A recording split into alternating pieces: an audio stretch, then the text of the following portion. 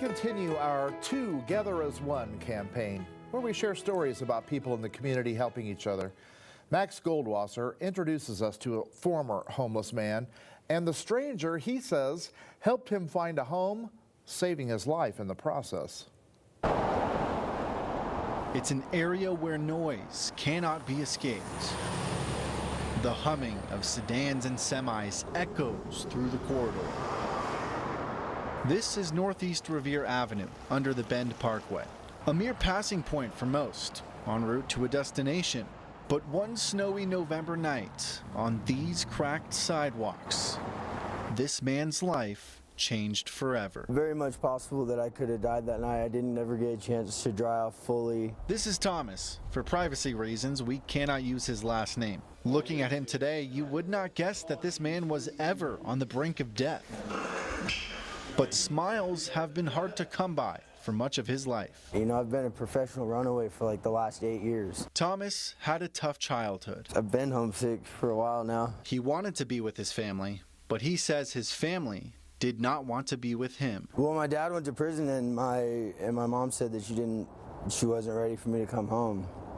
So, because I had an anger problem. A tough pill to swallow, especially for a teenager at the time. So with his loved ones out of the picture, Thomas turned to drugs. The first time I ever did meth was under the 12th Street Bridge in Salem.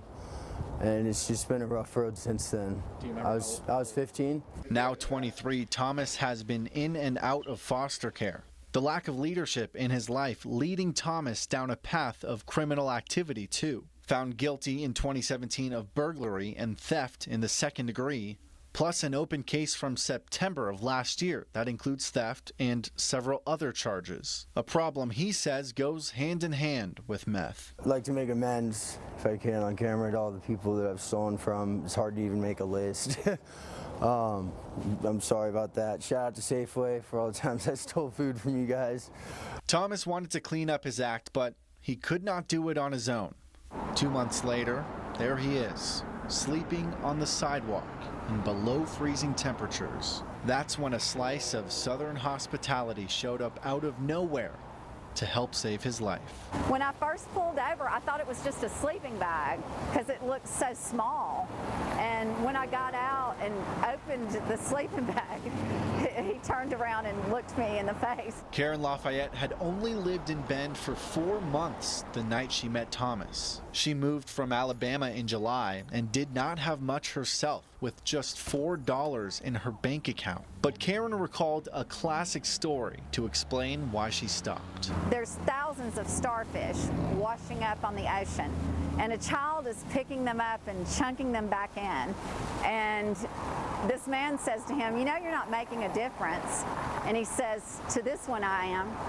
And that's what I thought about Thomas. Karen and a friend paid for Thomas to stay in a hotel that night, and then the entire Central Oregon community stepped in to help, buying Thomas food and even doing his laundry. It was amazing what everyone did for him. But it does not end there. People have been donating to pay off Thomas's court fines. And now Thomas has entered a 1-year program at the Adult and Teen Challenge Rehab Center. He's only 1 month in, but it's given him a new lease on life. It's just a wonderful thing. Like, I feel so blessed. I've cried about it just because I feel so blessed to have this house here that cares about me. The public donations help, but Thomas also has to earn his stay. And that's exactly what he's been doing every week. 9 hours of drug and alcohol treatment, 6 days of work, and 2 days in church, where he's finding himself again. You know, like I met this really cute girl at the Stir on Friday at this church service, and the only thing that I could think to say that was coming to my mind was just sharing my testimony and sharing the Word of God. It was like, that's a totally different person. Like it's life-changing. All Thomas ever wanted was a place to feel at home. Now, that's exactly what he has. Not just at this facility, but here in Central Oregon. Max Goldwasser, News Channel 21.